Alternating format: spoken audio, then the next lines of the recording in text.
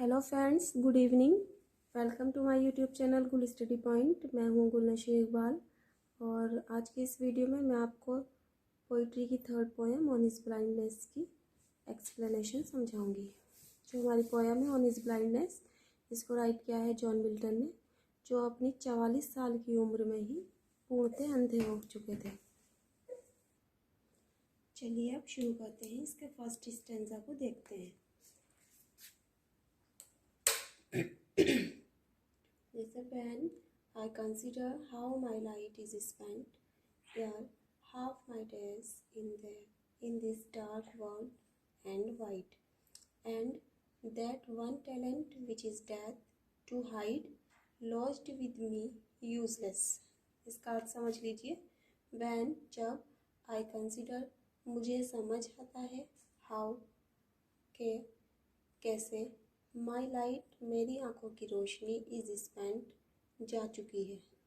मतलब जब कवि को पता चलता है कि उसकी आंखों की रोशनी जा चुकी है। ईयर हाफ माई डेज, उसकी आधी ज़िंदगी से पहले ही, ईयर मीन्स होता है पहले ही।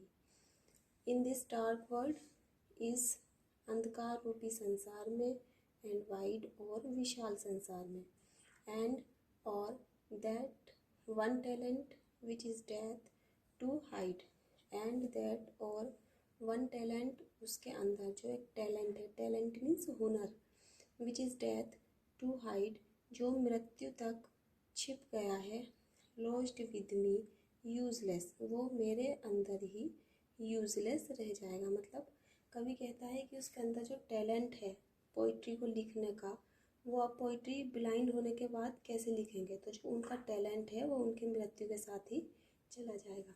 तो इसका रेफरेंस लिखते हैं। रेफरेंस लिखने के लिए हमें क्या करना होता है, जो हमारा स्टैंजा होता है उसके फर्स्ट वर्ड को लिखेंगे। जैसे मैंने यहाँ पर लिखा है वैन, फिर बीच में डॉट डॉट डॉट करेंगे, फिर स्टैंजा के लास्ट वर्ड को लिखेंगे। जैसे मैंने यहाँ लिखा है यूजलेस। ठीक, अब इसका रेफरेंस लिखते हैं।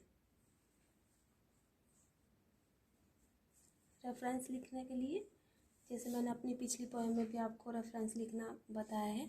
रेफरेंस लिखने के लिए पोएम का नाम याद होना ज़रूरी है, पोइट का नाम याद होना ज़रूरी है। तो जैसे दीज लाइन्स, ये पंक्तियाँ हैव बीन टेकन, ली गई हैं फ्रॉम द पोएम, किस पोएम से ली गई हैं, ऑन हिज ब्लाइंडनेस।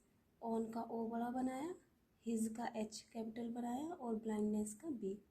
हमें पोइट्री पोएम का नाम और लेसन्स का नाम इसी तरह से मेंशन करना होता है। कंपोज्ड बाय जॉन मिल्टन, जो जॉन मिल्टन के द्वारा लिखी गई है। इसका कॉन्टेक्स्ट लिखते हैं। कॉन्टेक्स्ट लिखने के लिए जो हमारा स्टैंजा है उसी के मीनिंग अगर हमें पता होगा तो बहुत अच्छा से कॉन्टेक्स्ट हम लिख सकते हैं। जैसे इन दीज लाइन्स, इन पंक्तियों में, द पोइट कवि जॉन मिल्टन, जिनका नाम जॉन मिल्टन है, एक्सप्रेसेस प्रकट करते हैं हिज सोरो, अपने दुख को, बिकॉज क्योंकि, he has lost his I site, क्योंकि उन्होंने अपनी आंखों की रोशनी खो दी है, in the half of his life, अपनी आधी ज़िंदगी में ही। क्योंकि जो जॉन मिल्टन है, जिस पोएम को लिखा है on his blindness, John Milton ने लिखा है। जॉन मिल्टन जो है 44 साल की उम्र में अंधे हो गए थे, ब्लाइंड हो गए थे। तो वो अपना ब्लाइंड होना, जब वो ब्लाइंड हुए थे उस चीज़ को एक्सप्रेस किया है उन्होंने इस पोएम के ज़रिए, जिसका नाम है ऑन हिज ब्लाइंडनेस। अब इसकी एक्सप्लेनेशन देख लीजिए। एक्सप्लेनेशन लिखने के लिए हमें क्या करना होता है, जो पोएम होती है वो पूरी पोएम का जो मेन पार्ट होता है वो एक्सप्लेनेशन में सबसे शुरू में लिखेंगे आप, तो बहुत अच्छी एक्सप्लेनेशन मानी जाएगी। जैसे द पोइट कवि जॉन मिल्टन, जिनका नाम जॉन मिल्टन है, बिकेम ब्लाइंड, अंधे हो गए हैं, इन द एज ऑफ 44 साल की उम्र में वो अंधे हो गए थे। The loss of his I site, उनकी आँखों की रोशनी का खोना, मैक्स हिज लाइफ, उनकी ज़िंदगी को, वेरी ट्रबलसम, बहुत कष्ट में बना देता है या बहुत दुखी बना देती है उनकी ज़िंदगी को। द पोइट कवि वरीड, चिंतित हुए, वैन जब, ही लॉस्ट हिज साइट, उन्होंने अपनी आँखों की रोशनी खोई, वो बहुत परेशान हुए, चिंतित हुए और दुखी हुए। दिस वर्ल्ड, यह संसार, सीम्स हिम, उन्हें प्रकट होता था, वेरी डार्क, बहुत अंधकार में, एंड वाइड, और बड़ा। जब वो अंधे हो गए थे तो उन्हें सब कुछ अंधेरा अंधेरा ही दिखता था। कुछ ना नज़र आने की वजह से वो पूरा संसार उनके लिए डार्क और वाइड बन चुका था। ही सेज, वह कहते हैं, दैट कि God has given him a talent, कि भगवान ने, खुदा ने उनको एक हुनर दिया था, ऑफ कंपोजिंग पोयम, पोयम को लिखने का।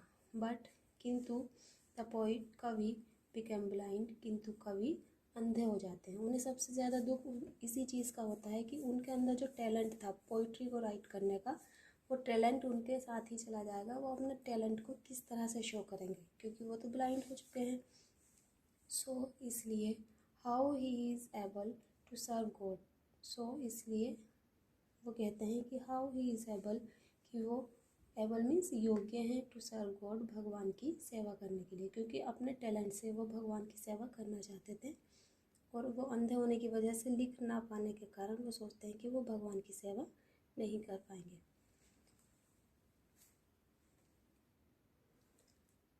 तो ये थी ऑन हिज ब्लाइंडनेस के फर्स्ट स्टेंजा की एक्सप्लेनेशन। अगर आपको मेरे वीडियो पसंद आया हो तो वीडियो को लाइक कीजिए, शेयर कीजिए और चैनल को सब्सक्राइब कीजिए। और कमेंट बॉक्स में बताइए कि आपको मेरा वीडियो कैसा लगा। Thanks for watching, bye bye, take care and keep watching my all videos.